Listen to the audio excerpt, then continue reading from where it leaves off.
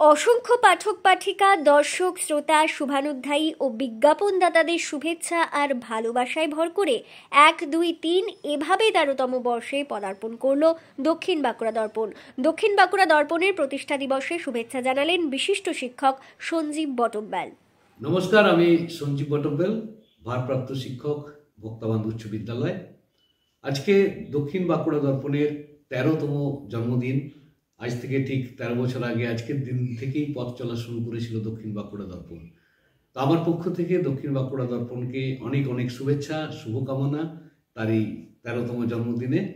এটি একটি সুন্দর অনলাইন নিউজ পোর্টাল মেনলি, তো ভীষণ ভালোভাবে এরা কাজ করে এবং আমাদেরকে খবরে রাখে। আমাদের জেলা ছাড়াও রাজ্য, দেশ এবং বিভিন্ন আন্তর্জাতিক যে সংবাদ সেগুলি পরিবেশন করে সুন্দরভাবে, নিরপেক্ষভাবে এবং প্রকৃত তথ্য আমাদের সামনে তুলে ধরে। যাই হোক, আজ এই 13তম জন্মদিন, ভীষণ খুশি আমি, কারণ আমি দক্ষিণ বাঁকুড়া দর্পণের সাথে পরিচিত 13 বছর ধরেই, একদম প্রথম দিন থেকেই। তো খুব ভালো লাগছে, খুব আনন্দ হচ্ছে, খুব গর্ব হচ্ছে যে বাঁকুড়া জেলার একটি সংবাদের পেজ এইভাবে এগিয়ে চলছে। এখন অনেক রিচ, অনেক মানুষ দেখে খবর এবং এরা সম্পূর্ণ নিরপেক্ষভাবে সঠিক যে সংবাদ সেটি পরিবেশন করে মানুষের মধ্যে পৌঁছে দেয়।